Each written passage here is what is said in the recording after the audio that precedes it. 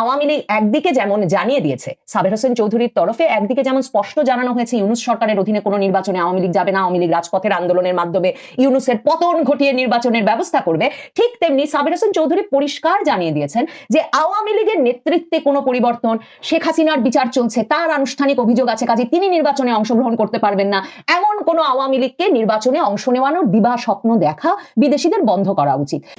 সংবাদের শিরোনাম চমকে ওঠার মতো, যে ইউনূসকে বিশ্বচিন্ত একজন হাসিনা বিদ্বেষী হিসাবে সেই ইউনূসের হাত ধরেই দেশে ফিরবেন হাসিনা, এমনকি অদূর ভবিষ্যতে তাকে আওয়ামী লীগের শীর্ষ পদে দেখা যেতে পারে। অর্থাৎ যে দায়িত্ব এতদিন হাসিনা পালন করে এসেছিলেন, আগামী দিনে সেই দায়িত্ব পালন করতে দেখা যাবে তদারকি সরকারের প্রধানকে। এরা কারা ক্ষমতা যাইবো, কেমনে মাইজা গাইবো, এই চিন্তা হইলো। আওয়ামী লীগ ছাড়া কোনো শান্তি কেউ দিতেছে না। যদি আমরা সুখে থাকতাম, এই যে কই যে মোবাইল পুরস্কার ইউনূস মানুষের সুখ দিব, কই আমরা সুখ পাইতে পারছি, আরো অশান্তি। জামাতে ইসলামে যখন বুদ্ধা চোরের দল, আমরা কত যে আওয়ামী লীগ আইলে বুদ্ধ দেয় না, ইয়ে গণবুদ্ধে থাকবো। প্রিয় দর্শক, নতুন একটি নিউজে আপনাকে স্বাগতম। আজকে দিনের বাংলাদেশের রাজনৈতিক সর্বশেষ যে পরিস্থিতি তৈরি হয়েছে, তারই আলোকে খুবই গুরুত্বপূর্ণ কিছু ভিডিও নিয়ে আপনাদের সামনে হাজির হয়েছি। তাই আজকের ভিডিওটি দেখলে বাংলাদেশের রাজনৈতিক সর্বশেষ পরিস্থিতি সম্পর্কে খুবই গুরুত্বপূর্ণ কিছু তথ্য পেয়ে যাবেন। তাই ধৈর্য ধরে সম্পূর্ণ ভিডিওটি দেখার অনুরোধ রইল। তার আগে ছোট করে একটি অনুরোধ, আপনারা যদি এই ধরনের আপডেট নিউজগুলো সবার আগে পেতে চান, অবশ্যই চ্যানেলটি সাবস্ক্রাইব করে বেল আইকনটি অল করে দিবেন। ইতিমধ্যেই যারা সাবস্ক্রাইব করেছেন তাদেরকে অসংখ্য ধন্যবাদ। চলুন দর্শক, একটি লাইক দিয়ে একে একে সেই ভিডিওগুলো দেখে আসি।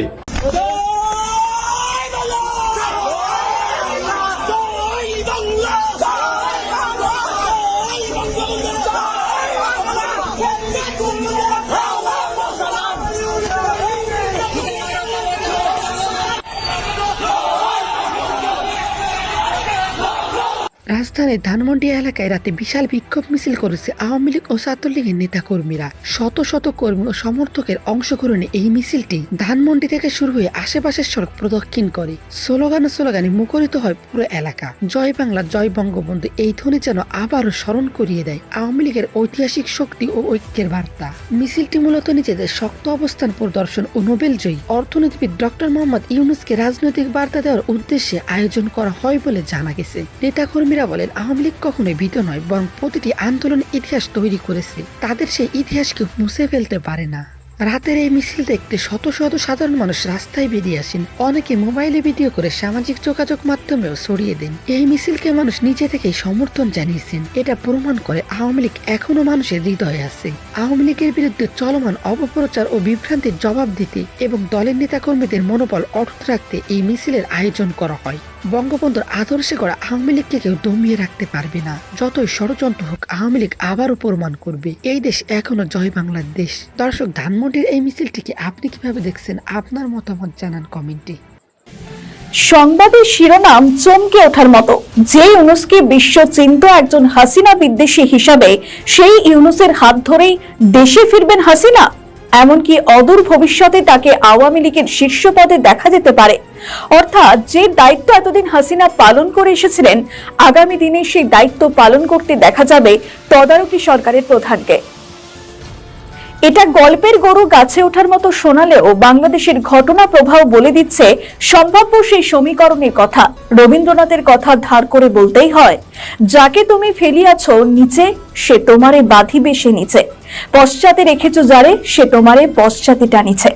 যে হাসিনাকে ইউনূস ক্ষমতা থেকে সরিয়ে দিয়েছিলেন, সেই হাসিনাই তার পরিত্রাতা হয়ে উঠতে চলেছেন। বর্তমানে ঘটনা প্রবাহ মূলত 3 থেকে 4টি প্রশ্ন তুলে দিচ্ছে। 1, হাসিনা ইউনূস সম্পর্ক কি বদলে দিতে পারে? 2, হাসিনা দেশে ফিরতে পারবেন না। আর 3, তার আসার ক্ষেত্রে ভারতের ভূমিকা কি হবে? কোন মহল থেকে দাবি করা হচ্ছে হাসিনাকে ফেরত পাঠানোর ক্ষেত্রে ভারত পুশিং করবে, দরকার হলে এমার্জেন্সি চালাবে, বাংলাদেশে আমলারা হাসিনাকে আমন্ত্রণ জানাবে, বিএনপি জামাত ঐক্যবদ্ধ হয়ে হাসিনার প্রত্যাবর্তন নিশ্চিত করবে। ইরানের মতো ঘটনাও বাংলাদেশের বুকে ঘটতে পারে। ইতিহাস বলছে বিশ্বের নানা প্রান্তে রাষ্ট্র ক্ষমতায় বদলের পর এই চিত্র দেখা গিয়েছে, তবে অন্য রঙে, অন্য সাজে। ডেড এনিমিরাই কিন্তু পরবর্তীকালে ত্রাতা হয়ে উঠেছেন। এবার এর সঙ্গে ইউনূসের মিল খুঁজে দেখা যাক। ইউনূস কিন্তু এখন শত্রু বেষ্টিত হয়ে রয়েছেন। একসময় যারা তার মিত্র ছিল এখন তাদের সঙ্গে ইউনূসের সম্পর্ক সাপে নেউলে। যে দল একসময় তার পাশে ছিল সেই বিএনপি, এনসিপি, জামাতের সঙ্গে তার সম্পর্ক হার্দিক নয়। হার্দিক না হওয়ার কারণ এক নয়, একাধিক। রাজনীতিতে একটি কথা প্রচলিত রয়েছে, শত্রু শত্রু আমার মিত্র। হাসিনার শত্রু যারা তারাই এখন ইউনূসের শত্রু। ফলে ইউনূসের বাঁচার একটাই রাস্তা, হাসিনার সঙ্গে সমঝোতায় যাওয়া। তদারকি সরকার প্রধান এখন হারে হারে টের পাচ্ছেন আন্তর্জাতিক মহলের সাহায্য পেতে হলে তাদের শর্ত মেনে কাজ করতে হবে। বাংলাদেশে যদিও কোনো শক্তিশালী দল থাকে তাহলে সেটা আওয়ামী লীগ, কারণ এই একটি দলের নেতা কর্মীরা সাহস সঞ্চয় করে মাঠে নামে। দল নিষিদ্ধ ঘোষণা সত্ত্বেও তাদের কর্মীদের দমিয়ে রাখা যায়নি। ইউনূস যাদের বিশ্বাস করেছিলেন তারা প্রত্যেকে তার সঙ্গে বিশ্বাসঘাতকতা করেছে, সুতরাং তাদের থেকে আরো কোনো সাহায্য তিনি পাবেন না। তাহলে সাহায্য করার জন্য রইল হাসিনা। আর এটাও মনে রাখা দরকার, ইউনূস শত হলেও একজন ব্যাংক কর্মী। দিনের শেষে তাকে হিসেব মেলাতে হচ্ছে। হিসেব না মিলিয়ে দপ্তর থেকে বাড়ি আসার কোনো জো ছিল না। ব্যাংকে কাজ করার অভিজ্ঞতা এখন ইউনূস রাজনীতির ক্ষেত্রে কাজে লাগাচ্ছেন।